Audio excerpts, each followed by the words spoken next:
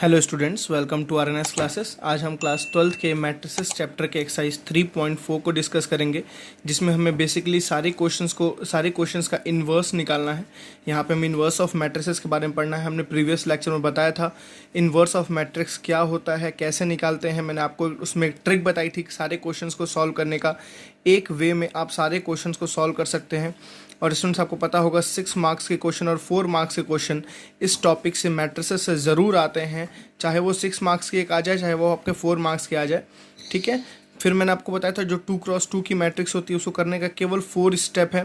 4 step में आप कर सकते हैं। और जो 3x3 होता है इसको ओनली 6 स्टेप में, कोई बड़े से बड़ा क्वेश्चन हो जाए, कहीं से भी क्वेश्चन आ जाए, ज़्यादा से ज़्यादा ये 4 स्टेप में होता है। और ये ज़्यादा 6 स्टेप में होता है। इससे ज़्यादा ये कभी लंबा क्वेश्चन नहीं होता है। ठीक है स्टूडेंट्स, चलिए हम इसको सॉल्व कर देखते हैं, इसका इन्वर्स निकाल के देखते हैं। तो यहाँ पे हम यूज़ करेंगे एलिमेंट्री रो ट्रांसफॉर्मेशन। तो रो ट्रांसफॉर्मेशन के लिए मैंने बताया था ए इज इक्वल्स टू क्या होता है, आई ए को स्टूडेंट्स आपको एज इट इज़ लिख लेना है। देखिए 1 -1 2 3 is equals two identical matrix. देखिए क्या होती है 1 0 0 1, आपको ये पता होगा, और ए बगल में पड़ा हुआ है। ठीक है ना, ए इज इक्वल्स टू आई ए। अब आपको क्या करना होता है, आपको बताया था मैंने, इस ए को चेंज करना होता है आइडेंटिकल फॉर्म में। ठीक है ना, इस ए को आपको 1 0 0 1 के फॉर्म में चेंज करना होता है। ठीक है, प्लीज़ अगर आप प्रीवियस लेक्चर को नहीं देखें हैं तो उसको देखने के बाद ही इस लेक्चर को अटैम्प्ट करिए, आपको ज़्यादा समझ आएगा अच्छे तरीके से। बिकॉज ये लाइट कोई हल्की टॉपिक नहीं है, बहुत इंपॉर्टेंट टॉपिक है ये। अब देखिए स्टूडेंट्स, यहाँ पे 1 है, यहाँ भी 1 हो गया। अब यहाँ पे आपको क्या करना है, 0 करना है। देखिए मैंने बताया था इस एलिमेंट को 0 करने के लिए इसी का हेल्प लेते हैं। ठीक है ना, इस 1 के हेल्प से इसको जीरो करने का सोचना है आपको। तो आपको चेंजेस किस में करने हैं स्टूडेंट्स, R2 रो 2 में आपको चेंजेस करने हैं। और कैसे चेंजेस करने हैं आप सोचिए कि 2 में से, अगर मैं 2 में से इसको 2 टाइम्स करके माइनस कर दूं, जैसे फॉर एग्जांपल 2 में से अगर मैं 1 को 2 से मल्टीप्लाई करके माइनस कर दूं स्टूडेंट्स, तो रिजल्ट कितना आएगा, 0। ये 2 किस में है, R2, तो मैं बोलूँगा क्या, R2। अब देखो आपको केवल इस एलिमेंट के बारे में सोचना है। एलिमेंट किस में है, R2, तो मैंने क्या लिखा, R2 माइनस इसको मैं किससे मल्टीप्लाई कर रहा हूँ, 2 से ना, तो किसको, R1 को मैं 2 से मल्टीप्लाई कर रहा हूँ, तो 2 टाइम्स R1। मेरी बात समझ आ रही है ना। आपको अदर के बारे में नहीं सोचना है, क्योंकि आप टारगेट किसको कर रहे हो, इसको टारगेट कर रहे हो ना स्टूडेंट्स, तो इसके बारे में सोचो। मैं गारंटी बता रहा हूँ आपको, कभी भी घूम फिर के इसी स्टेप पे नहीं आना होगा। बल्कि मैट्रिसेस में ट्रांसफॉर्मेशन जब हम इन्वर्स निकालते हैं, बेसिकली स्टूडेंट्स ज़्यादातर बच्चों के साथ क्या होता है कि वो घूम फिर के उसी स्टेप पे दोबारा आ जाते हैं। ठीक है ना, बट जो मैं मेथड बता रहा हूँ उस पर आप कभी घूम फिर के उस मेथड पे, उस लाइन पे अपने दोबारा नहीं आएंगे, अगर आपके ये एल्गोरिथम सही है और आपके कैलकुलेशन सही है तो।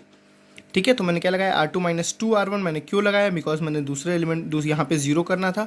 तो R1 में कोई चेंजेस नहीं, R2 में चेंजेस हो रहे हैं, तो R1 को हम एज इट इज़ लिख देंगे 1 -1 1 0 और ए। R1 को मैं एज इट इज़ लिख दूंगा। मुझे चेंजेस R2 में करना था। देखिए R2 में कैसे चेंजेस करना है, प्लीज़ एक कैलकुलेशन के लिए एक पेज अपने पास रखा करिए, उसमें कैलकुलेशन करिए।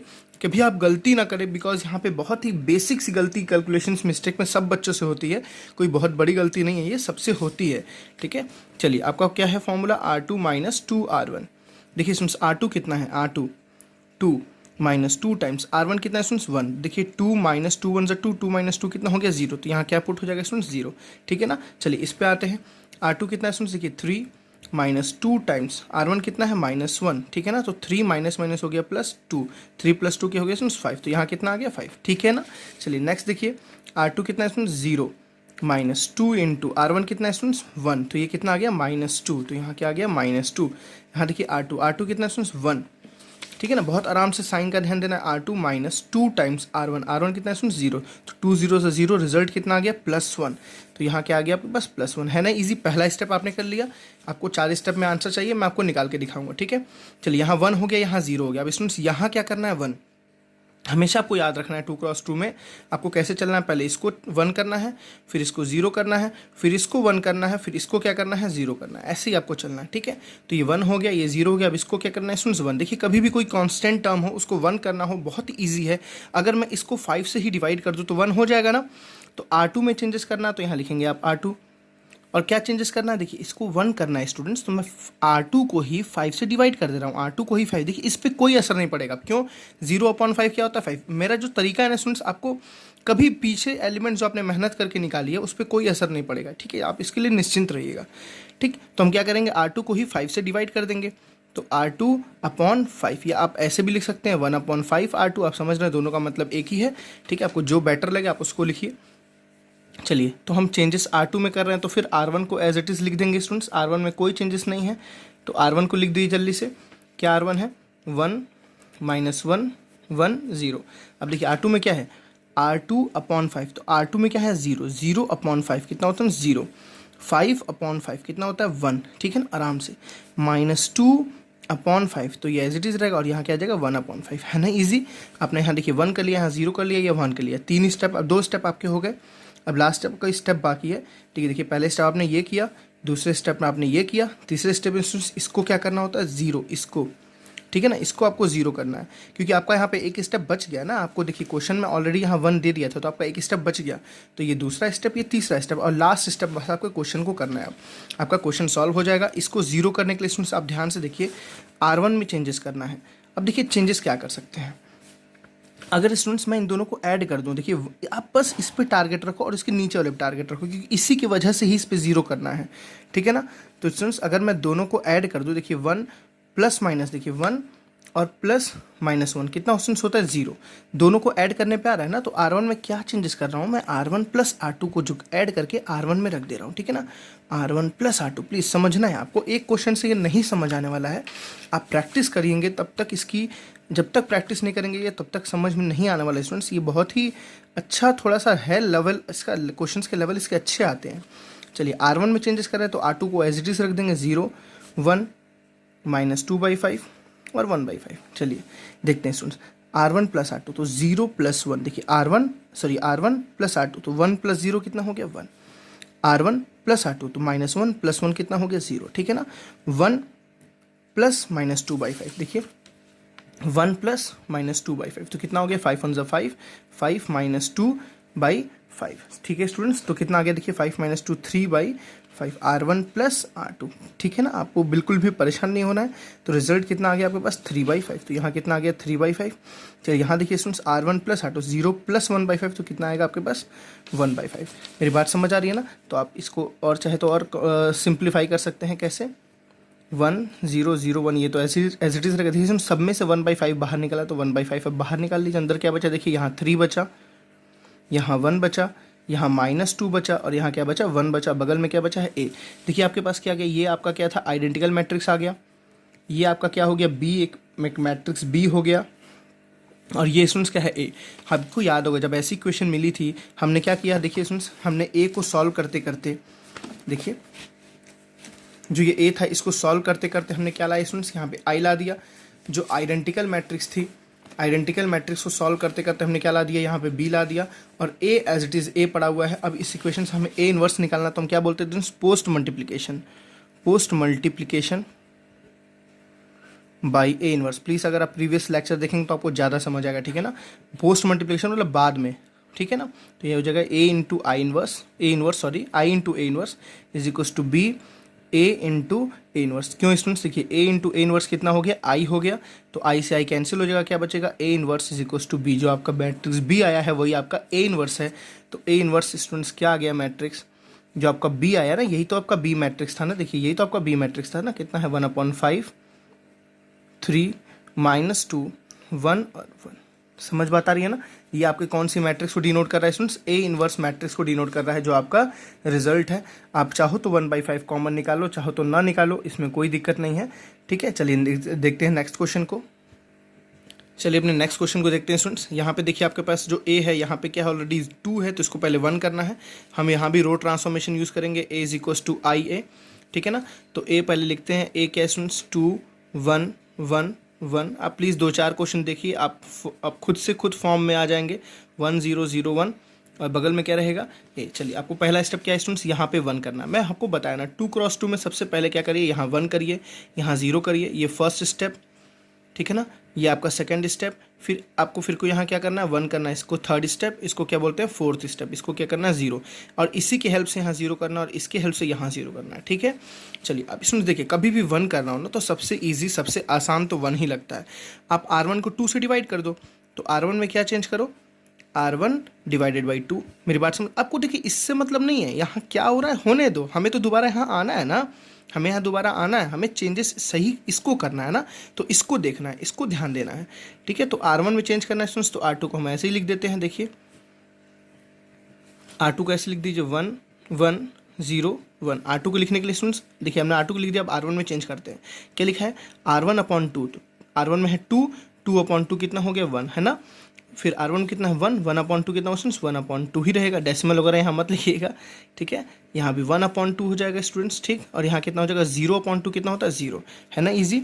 चलिए अब देखिए आपको यहाँ पे क्या करना है, जीरो, इसकी हेल्प से, हमेशा याद रखिएगा इसकी हेल्प से यहाँ जीरो करना है, बहुत इजी है। R2 में चेंज करना, अब देखिए स्टूडेंट्स कभी भी अगर आप R2 में चेंज कर रहे हैं तो R2 माइनस या R2 प्लस ही लिखिएगा, याद रखिएगा। अगर आप R1 में चेंज कर रहे हैं तो R1 माइनस या R1 प्लस ही लिखिएगा, इसको हमेशा बाद में नहीं लिखिएगा, इसको हमेशा पहले ही लिखना है आपको, ठीक है। तो R2 में चेंज कर रहा हूँ स्टूडेंट्स, अब देखिए अगर मैं यहाँ मुझे जीरो करना है, अगर मैं दोनों को माइनस कर दूँ तो यहाँ जीरो हो जाएगा ना, मेरी बात समझ आ रही है। अगर दोनों को मैं माइनस कर दूँ तो यहाँ क्या हो जाएगा जीरो, तो मैं क्या करूँगा R2 माइनस R1, देखिए 1 माइनस 1, 1 माइनस 1 करके मैं यहाँ रख दूंगा, ठीक है ना, इजी है ना, समझ बात आ रही है। चलिए देखते हैं, तो हम R2 में चेंजेस कर रहे हैं तो हम R1 को एज इट इज़ पुट कर देंगे, सारी वैल्यूज़ R1 की वैल्यू क्या है स्टूडेंट्स, देखिए 1 है, 1/2 है, 1/2 है, ठीक है। और यहाँ क्या है 0 है, ये हमने सारी वैल्यू पुट कर दी। अब हम यहाँ पे क्या करना है स्टूडेंट, जीरो, यहाँ क्या करना है जीरो, कैसे मैंने बोला R2 माइनस R1। देखिए आप अगर परेशान हो तो रफ में ऐसे लिखिए R2 माइनस R1, ठीक। देखिए R2 कितना है 1, R1 कितना है 1, 1 माइनस 1 कितना 0, यहाँ लिख चिपका दो सीधे, ठीक है। देखिए R2 कितना है 1 माइनस 1/2, 1 माइनस 1/2 इसमें कितना होता है 1/2, यहाँ चिपका दो 1/2, है ना, ईजी, ठीक है। फिर देखिए यहाँ पे R2 कितना है 0 माइनस R1 कितना है 1/2, तो कितना स्टूडेंट्स आ गया -1/2, रख दो -1/2, and 1 minus 0 is R2 minus R1, 1 minus 0 is what 1, ठीक है। चलिए आपका कौन सा स्टेप आया, देखिए ये पहला स्टेप हो गया, ये दूसरा स्टेप हो गया, अब आता तीसरा स्टेप, इसको क्या करना है 1, तो R2 में ही चेंजेस करना है। देखिए ये R2 में ही तो है ना, R2 में ही चेंजेस करना है। मैंने बोला ना स्टूडेंट्स 1 करना बहुत ईजी है, क्यों ईजी है, देखिए आपको 1/2 को 1 करना है, तो स्टूडेंट्स अगर इस 1/2 को मैं 2/1 से या 2 से केवल मल्टीप्लाई कर दूँ कितना हो जाता है 1 हो जाता है ना। देखिए इस 1/2 को अगर मैं 2 से मल्टीप्लाई कर दूँ तो 1 हो जाएगा ना। तो R2 को देखिए, इसको बस ध्यान दीजिए, किस में है R2 है ना, तो R2 को 2 से मल्टीप्लाई कर दो, 2 टाइम्स R2। मेरी बात देखिए, इसको 2 से मल्टीप्लाई करो तो यहाँ कितना हो जाएगा 1। देखिए यहाँ कुछ चेंजेस नहीं हुआ, यहाँ जीरो ही रहेगा, आप परेशान उसके लिए नहीं होना है, ठीक है। चलिए आपको बस एक एलिमेंट पे ध्यान देना है, जो मैंने बोला, पहले स्टेप पे इस एलिमेंट पे, दूसरे स्टेप पे इस एलिमेंट में, तीसरे स्टेप पे इस एलिमेंट में, ठीक है। चलिए अब लिखते हैं, पहले R2 में चेंजेस करना है तो R1 को लिख दीजिए ऐसे ही, 1 हो गया, 1/2 हो गया, ठीक है, 1/2 हो गया, 0 हो गया, ठीक है स्टूडेंट्स। अब देखिए ध्यान से, हमें चेंजेस किस में करने हैं, चलिए तो हमें क्या देखना है, R2 में क्या चेंजेस करना है, 2 टाइम्स R2, ठीक है ना। चलिए देखिए 0 इंटू R2 क्या है, यहाँ पे 0 है ना, तो 0 इंटू 2 कितना ऑप्शन 0 ही रहेगा, ये देखिए कोई चेंजेस नहीं होगा। 1/2 इंटू 2 कितना हो जाएगा 1 हो जाएगा। देखिए जो हमारा अचीवमेंट था हमने वो हासिल कर लिया। अभी यह देखिए 2 टाइम्स -1/2 कितना ऑप्शन हो जाएगा -1 हो जाएगा, ठीक है ना। और 2 टाइम्स 1 कितना हो जाएगा 2 हो जाएगा, ठीक है। यहाँ तक अभी हम आ गए। अब हमारा नेक्स्ट स्टेप क्या है, इस 1 के हेल्प से इसको 0 करना है स्टूडेंट्स, ठीक है ना। इस 1 के हेल्प से इसको 0 करना, प्लीज़ समझदार हो आप, 12th क्लास में हो, आपको इतना अलजेब्रा आना चाहिए। चेंजेस किस में कर रहे हो, R1 में, तो R1 इज इक्वल्स टू लिखो R1, ठीक है। अब देखिए स्टूडेंट्स थोड़ा दिमाग लगाइएगा, इस R1 में ही चेंजेस करना है। 1/2 को क्या करे कि यहाँ 0 हो जाए, 1/2 को क्या करे कि यहाँ 0। देखिए स्टूडेंट्स अगर मैं इसको ऐसे लिखूँ कि 1/2 को मैं 2 से मल्टीप्लाई कर दूँ और 1 से क्या कर दूँ माइनस कर दूँ, मेरी बात समझिएगा मैंने क्या किया, 1/2 को मैंने 2 से मल्टीप्लाई किया तो 1 हो गया। और फिर यहाँ देखिए 1 था ना, तो मैंने 1 से एक्स्ट्रा, आपको कुछ नहीं लेना, मल्टीप्लिकेशन में आप एक्स्ट्रा ले सकते हो। जैसे मैंने यहाँ देखिए 1/2 का यूज़ किया और 1 का यूज़ किया, इसी के हेल्प से आपको इसको 0 करना है, ठीक है। तो मैंने क्या किया, 1/2 को 2 से मल्टीप्लाई किया, तो आ गया 1, और यहाँ नीचे 1 था, 1 माइनस 1 कर दिया। अब देखिए कैसे इसको फॉर्मूला बनाना है, 2 आप लिखिए एज इट इज़। 1/2 की स्टूडेंट्स किसका एलिमेंट है, 1/2 देखिए किसका एलिमेंट है, R1 का है ना, तो यहाँ क्या आ गया R1, 2 टाइम्स R1 और माइनस नीचे क्या स्टूडेंट्स देखिए R2, आपको दिखा formula 2 times R1 minus R2, ठीक है ना। आप कभी गलती से ये मत लिखिएगा R2 minus 2 times R1, because अब R1 अगर लिखे हैं तो R1 माइनस ही लिखिएगा। अगर आप उल्टा लिखेंगे स्टूडेंट्स, आपको इधर की साइन चेंज हो जाएंगी। मैंने आपको बोला ना, इधर कोई इफेक्ट नहीं पड़ना चाहिए, इसलिए आपको बोला अगर यहाँ R1 है तो पहला R1 ही आना चाहिए, अगर R2 है तो पहला R2 ही आना चाहिए। क्यों आना चाहिए मैं उसका आपको रीज़न भी बताया। अगर आप उल्टा करके लिखेंगे तो आपको इधर के एलिमेंट चेंज हो जाएंगे, इसकी साइन चेंज हो जाएगी। आप कभी करके देखिएगा, अगर आप लिखते हैं ऐसे R2 माइनस 2 टाइम्स R1 तो देखिए क्या होगा। यहाँ पे देखिए क्या असर पड़ेगा। R2 कितना है 0, माइनस 2 टाइम्स R1 कितना है 1, तो इसमें देखिए कितना आ रहा है -2 आंसर आ जा रहा है। मेरी बात समझ आ रही है ना। -2 आने की वजह से यहाँ पे इफेक्ट पड़ेगा इसका, इसलिए आपको ये चीज़ नहीं रखनी है, ठीक है। अब देखिए इसको हम करते हैं दोबारा।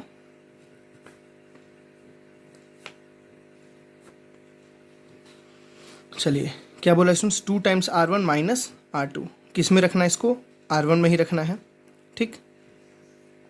2 टाइम्स 1 माइनस 0, ठीक है ना। बट देखिए स्टूडेंट्स, आपको एक चीज़ और देखना है, आपका इस एल्गोरिथम से यहाँ पे असर पड़ रहा है। जैसे अगर आप लिख रहे हैं 2 times R1 minus R2, 2 times R1 minus R2, तो यहाँ पे 2 आ रहा है, तो इसको आप ना यूज़ करके आप दूसरा एल्गोरिथम यूज़ कीजिए। कैसे यूज़ करना है देखिए, आप R1 में चेंज करिए।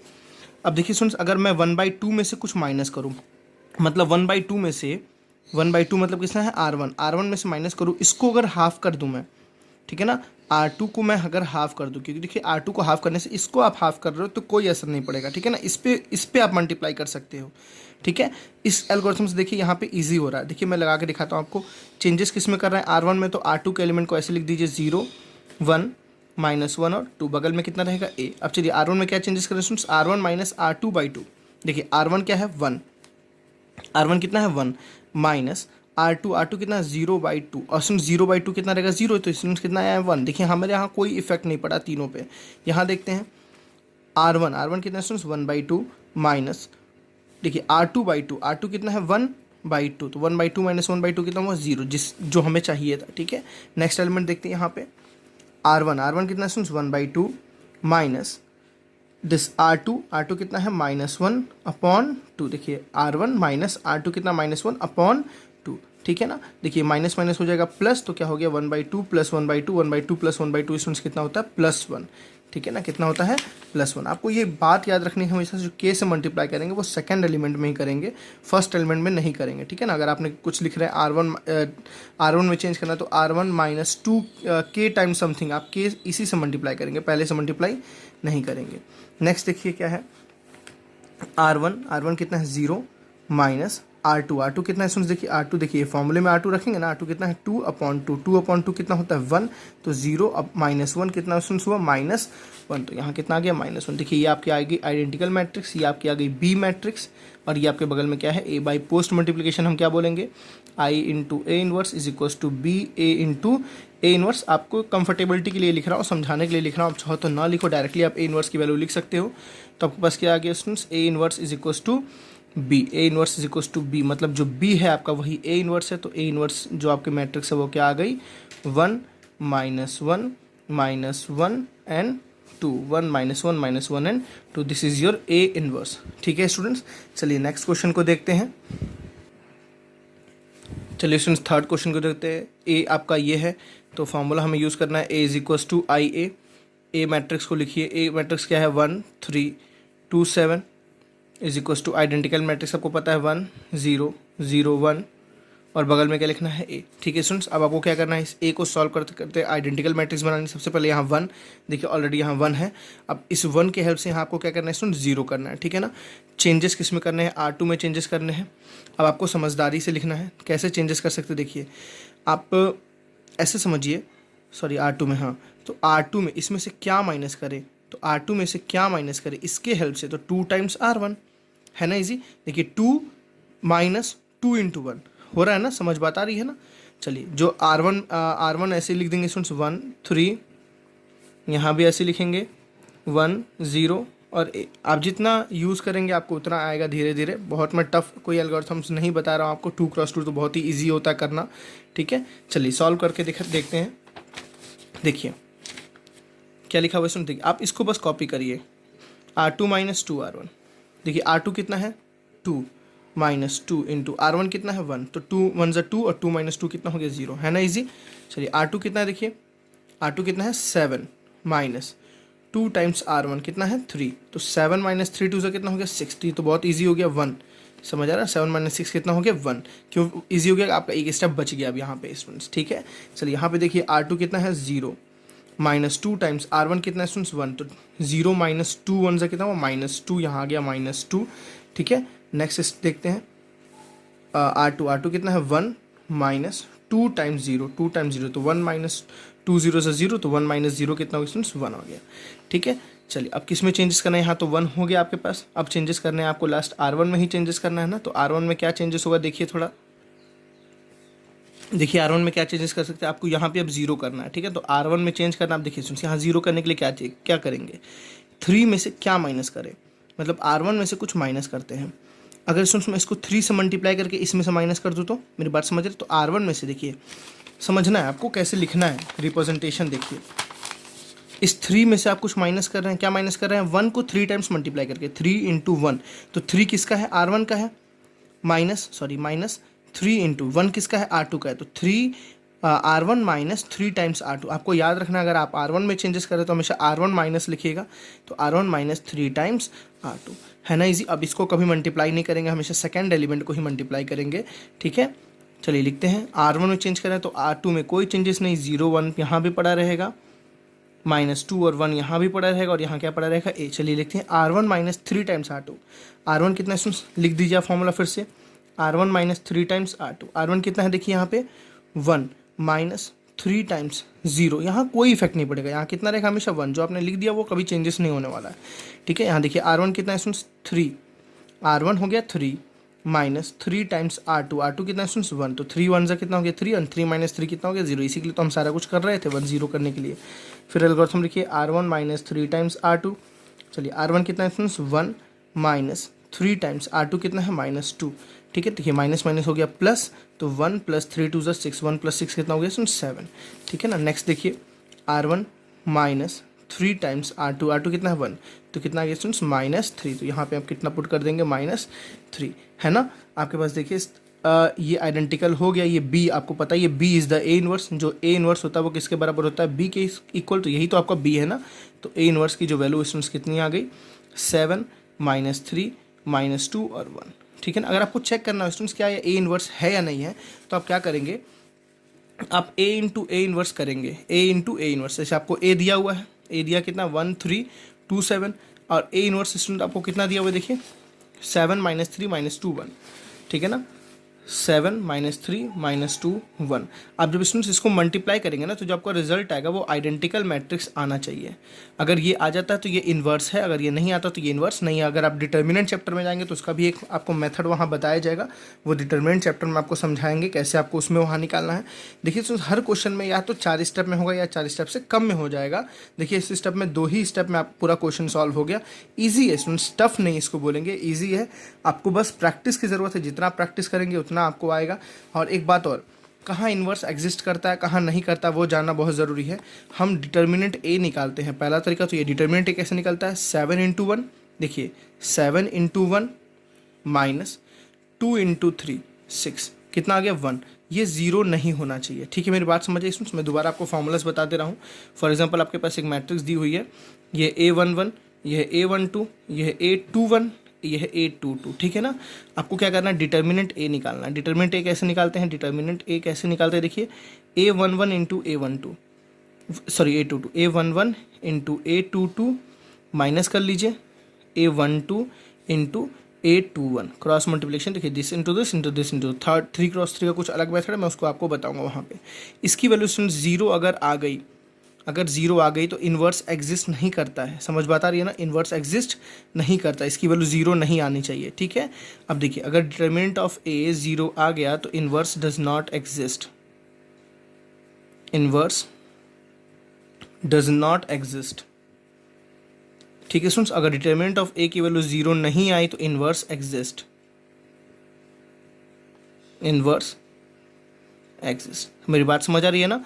तो आपको अगर जीरो आ गया तो वहाँ इन्वर्स एग्जिस्ट नहीं करेगा, और जीरो नहीं आया तो इन्वर्स एग्जिस्ट करेगा। अगर आप ऐसे निकालिए, या एक और तरीका है, कभी कभार आप देखोगे सॉल्व करते करते, आप एलएचएस सेट सॉल्व करते करते कभी भी एक रो में या किसी एक कॉलम में अगर जीरो जीरो आ जाता है, फॉर एग्जांपल ऐसी कंडीशन आ जाती है, जैसे मैंने बोला ये जीरो जीरो आ गया, यहाँ टू है, यहाँ थ्री है, तो एक रो या कोई एक कॉलम, कोई भी एक रो या कोई एक कॉलम में अगर दो पूरा जीरो जीरो आ गया तो वहाँ पे ऑलरेडी डिटर्मिनेंट ऑटोमेटिक क्या आ जाता है, जीरो आ जाता है, वहाँ पे इन्वर्स कभी एग्जिस्ट नहीं करता है। तो आप ऐसे भी डायरेक्टली पहचान सकते हैं। चलिए एक क्वेश्चन और हम देखते हैं, क्वेश्चन नंबर 4, जहाँ पे वैसी कंडीशन आएगी आपको मैं बताऊंगा वहाँ पे इन्वर्स एग्जिस्ट कर रहा है कि नहीं कर रहा है। देखिए 2 है, 3 है, 5 है, 7 है। अगर आपको चेक करना है स्टूडेंट्स इसका इन्वर्स एग्जिस्ट कर रहा है कि नहीं, तो हम क्या निकालेंगे, डिटर्मिनेंट ऑफ ए। कैसे निकलता है, 7 2 ज़ा 14 माइनस 5 3 ज़ा 15। समझ रहे, ये डिटर्मिनेंट हम हमेशा मॉड फॉर्म में ही लेंगे, ठीक है ना। 7 2 ज़ा 14 माइनस 5 3 ज़ा 15। देखिए स्टूडेंट्स आंसर कितना आ रहा है, मॉड ऑफ -1 मतलब हो गया 1, और 1 0 के इक्वल नहीं है, तो यहाँ बोल सकते हैं इन्वर्स एग्जिस्ट करेगा। इन्वर्स एग्जिस्ट करेगा मतलब इसका हम इन्वर्स निकाल सकते हैं। चलिए इसका इन्वर्स निकालते हैं, ठीक है। कौन सा ट्रांसफॉर्मेशन लगाएंगे, A is equal to I A कितना है स्टूडेंट्स, देखिए 2 3 5 7 is equal to I, identical matrix 1 0 0 1, और बगल में क्या रहेगा, ए। चलिए सबसे पहले क्या करना होता है स्टूडेंट्स, 1 ये तो करना बहुत आपके लिए अब इजी है, 2 से डिवाइड कर लीजिए, तो R1 में क्या चेंज करेंगे, R1 डिवाइडेड बाई 2, ठीक है ना। R1 डिवाइडेड बाई 2, देखिए 2/2 कितना हो गया 1, 3/2 एज इट इज़ 3/2 रहेगा। R2 में कोई चेंज नहीं है तो R2 लिख दीजिए 5 7, ठीक है। चलिए 1/2 तो ये 1/2 रहेगा, 0/2 तो 0 ही रहता है, R2 में कोई चेंज नहीं है तो R2 लिख दीजिए एज इट इज़। यहाँ कितना आ गया, ठीक है स्टूडेंट्स, आपको कोई डाउट यहाँ तक नहीं होना चाहिए। चलिए अब नेक्स्ट देखते हैं, यहाँ 1 के हेल्प से यहाँ 0 करना है, R2 में 0 करना है स्टूडेंट्स, R2 में क्या करना है 0। तो आप R2 में देखिए 0 कैसे कर सकते हैं, R2 में से कुछ माइनस कीजिए, 5 में से क्या माइनस कर सकते हैं, इसको 5 से मल्टीप्लाई कर दीजिए, 5 टाइम्स R1। देखिए मैं हर जगह एक ही तरह का एल्गोरिथम लगा रहा हूँ, ठीक है ना, और मेरे सारे आंसर्स आ भी रहे हैं और ये आएंगे भी, कितना भी टफ क्वेश्चन हो सारे क्वेश्चन सॉल्व होंगे बिना किसी दिक्कत के, ठीक है। देखिए अगर मैं 5 को माइनस करूँ किससे, इस 1 को 5 से मल्टीप्लाई करके, तो ये 5 किसका है स्टूडेंट्स, R2 का है, माइनस 1 किसका है, R1 का है, R1, और ये क्या है बगल में 5, तो R2 minus 5 times R1, R2 minus 5 times R1। देखिए मैंने ऑटोमेटिक एल्गोरिथम लिखने का आपको ट्रिक बता दिया। तो R2 में चेंजेस करना है तो R1 को हम एज इट इज़ लिख देंगे, R1 को लिख दीजिए 1 3/2 1/2 और 0, ठीक है। R2 में चलिए चेंजेस करते हैं, देखते हैं क्या आता है R2 में चेंजेस करने से। R2 minus 5 times R1, 1 minus 5 sorry R2 5 minus 5 कितना हो गया 0, ठीक। अब देखिए यहाँ पर आराम से करना है, R2 माइनस 5 टाइम्स 3/2, ठीक है ना। 7 माइनस 5 टाइम्स 3/2, जबरदस्त जल्दीबाजी नहीं करनी है। 7 माइनस 5 3 से कितना हो गया 15/2, देखिए 7 2 हो गया 14, तो 14 माइनस 15 कितना -1/2, कितना आया -1/2। समझ बात आ रही है ना, 7 2 हो गया 14, 14 माइनस 15 कितना हुआ -1/2, और यह कहाँ पुट होगा स्टूडेंट्स, यहाँ पुट होगा -1/2। मेरी बात समझ आ रही है। चलिए यहाँ देखते हैं, यहाँ पे फॉर्मूला कितना है, R2 माइनस 5 टाइम्स R1, तो R2 0 माइनस 5 टाइम्स R1 कितना है 1/2, तो कितना आ गया -5/2, यहाँ कितना आ गया -5/2। चलिए यहाँ देखते हैं R2 1 माइनस 5 टाइम्स कितना आ गया 0, तो 1 माइनस 5 0 से 0, तो कितना बचा स्टूडेंट्स 1 बचा है ना, इजी।